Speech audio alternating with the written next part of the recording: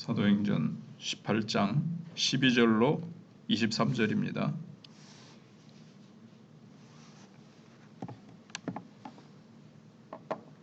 합독하겠습니다.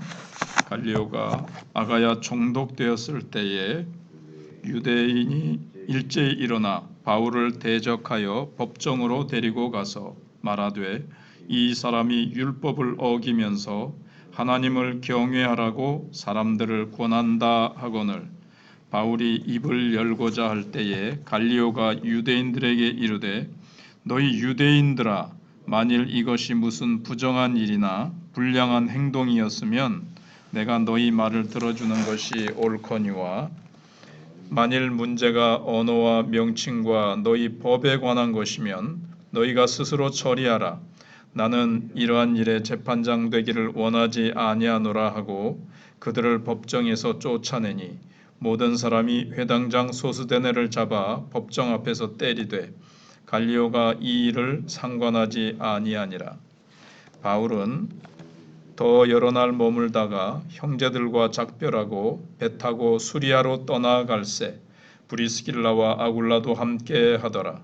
바울이 일찍이 서원이 있었으므로 갱그리아에서 머리를 깎았더라. 에베소에 와서 그들을 거기 머물게 하고 자기는 회당에 들어가서 유대인들과 변론하니 여러 사람이 더 오래 있기를 청하되 허락하지 아니하고 작별하여 이르되 만일 하나님의 뜻이면 너희에게 돌아오리라 하고 배를 타고 에베소를 떠나 가이사랴에 상륙하여 올라가 교회의 안부를 물은 후에 안디옥으로 내려가서 얼마 있다가 떠나 갈라디아와 부르기아 땅을 차례로 다니며 모든 제자를 굳건하게 하니라. 아멘. 바울이 유대인들에게 이끌려서 갈리오라는 총독 앞에 섭니다. 총독은 유대인의 어떤 종교적인 일, 그들 속에 일어나는 어떤 분란에 대해서 관심이 없습니다. 그런데 이 일로 말미암아 예기치 않은 상황이 벌어지는데 또 새로운 전도의 문이 열리기도 합니다. 먼저 12절로 17절에 보시면 법정 앞에 서게 됩니다. 총독 갈리오는 고린도에 속한 아가야 지방에 부임했습니다. 그래서 유대인들은 그때를 그리스도인을 핍박할 기회로 삼았습니다. 왜냐하면 갈리오가 유대인 사이의 갈등을 소수민족 사이의 갈등으로 보고 관여하지 않았기 때문에 그렇습니다. 그래서 바울을 핍박하고 힘들게 하더라도 총독 갈리오가 이 문제에 대해서 상관하지 않을 것을 딱 예측을 하고는 이제 요때다 하고 바울 일행이 복음 전하는 것을 이제 방해하는 거죠. 그래서 12절에 유대인들이 바울을 법정으로 끌고 갑니다. 갈리오에게 이 사람이 법을 어기면서 하나님을 공경하라고 선동하고 있습니다. 이렇게 이제 고발을 하자 바울이 그렇지 않다고 이의를 제기하려고 하자 갈리오가 말을 딱 막습니다. 당신들이 말하려는 게 법적인 문제면 내가 들어주겠지만 종교적인 문제면 스스로 너희들끼리 해결하라. 이렇게 15절에 얘기를 합니다. 갈리오는 그들의 이제 고소를 기각해 버리는 거죠. 그래서 유대인들은 자신들의 고소가 기각되자 그럴 줄 알았다 하고는 회당장 소스데네를 재판정 앞에서 이제 막 때립니다. 이 모든 벌어진 일이 회당장이 무능해서 일어난 일이라고 생각하기 때문에 그렇습니다. 너가 좀 바울 일행이 복음 전하지 못하도록 네가 좀 잘 막고 일을 잘 처리하지 왜 이렇게 바울이 복음을 마음껏 전하도록 방치하느냐 이 얘기죠. 그래서 유대인들이 재판정 앞에서 회당장을 막 때려도 갈리오는 이 일에 전혀 상관을 하지 않습니다. 그래서 하나님은 그렇지만은 이런 예기치 못한 상황으로 말미암아 새로운 길을 열어주시기도 합니다. 그래서 우리도 내 앞에 예기치 못한 일이 벌어진다 하더라도 우리는 그것이 하나님께서 새로운 길로 가라고 새로운 문을 열기 위해서 하나님께서 어떤 일들이 생각지 않게 어려움이 생길 수도 있고 힘든 일이 생길 수도 있는 거죠.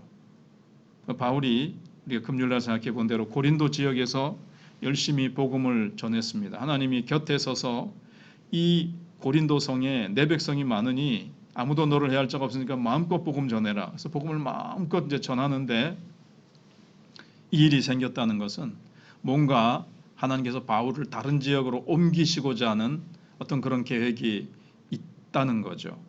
그래서 내 상황도 그렇습니다. 힘들고 어려운 일이 생겼다고 해서 하나님이 함께 하시지 않는가? 왜 하나님이 왜 이렇게 하시는가? 낙심할 필요 없이 우리는 하나님께서 이 상황을 통해서 예기치 않았던 어떤 일이 생기면 또 예기치 않은 길로 하나님이 가라고 하시는 거죠. 그래서 18절로 23절에 보면 고린도를 떠납니다.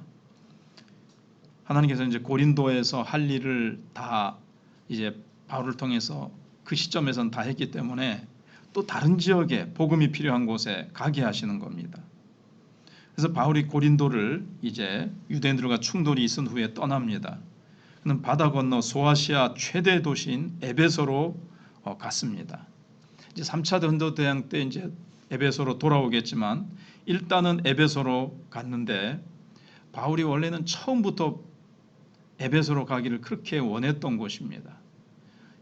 여기에다 복음을 전하면 에베소는 그 주변에 있는 지역에 엄청난 복음의 영향력을 끼칠 수 있는 장소였기 때문에 그렇습니다. 실제로 3차 전도 여행 때 에베소에서 어마어마한 성령의 역사, 회개의 역사가 일어나지요.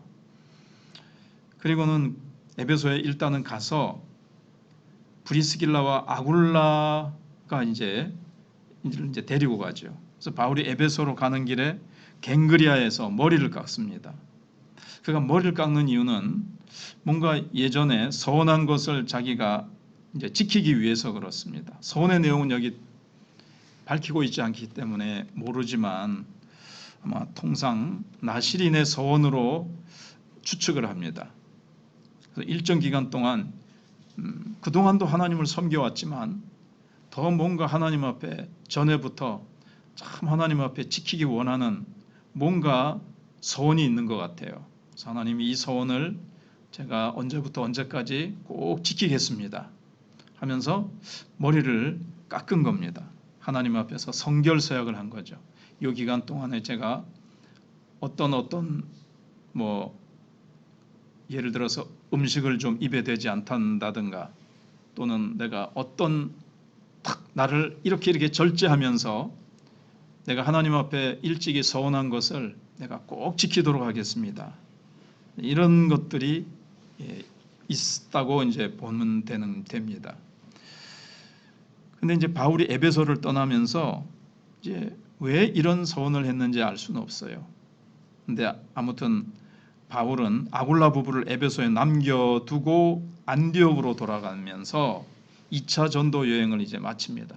근데 이제 가는 길에 2차 전도 여행 때와 같이 전에 세운 교회들을 신방해서 그들을 이제 굳게 합니다. 그들의 믿음에 더 힘을 불어넣고 신앙생활 잘하라고 권면하고 그들을 양육한 후에 이제 나중에 다시 에베소로 돌아옵니다. 이제 에베소에 가서 안식일날 회당에서 복음을 전하니까 이제 처음 들어보는 말이고 구약 성경이 막 풀리고 예수 그리스도에 대해서 구약 성경이 얘기하는 거구나. 예수 그리스도가 바로 구약이 예언했던 바로 그 예수 그리스도, 메시아가 예수 그리스도구나 하면서 이런 것들이 이제 풀리고 성경을 보는 눈이 열리기 시작하자 이제 다시 또 들려주시오. 그러니까는 내가 하나님의 뜻이 계시면 다시 돌아오겠다.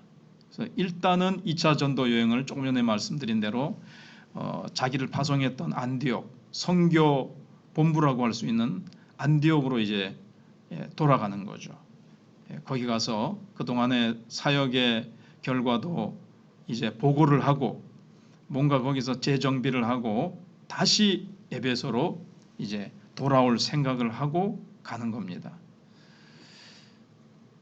그래서 여기서 우리가 배울 수 있는 것은 바울이 언젠가 하나님 앞에 서원한 것이 있어서 그것을 갚기 위해서 머리를 깎고 하나님 앞에서 성결케 하는 그런 결단을 한 것과 같이 우리도 하나님과 한 약속이 있다면 언제든지 지켜야 한다는 사실을 우리가 잊지 않고 꼭 지켜야 되겠습니다.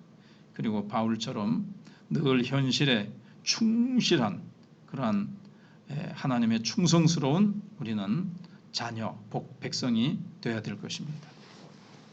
기도하겠습니다.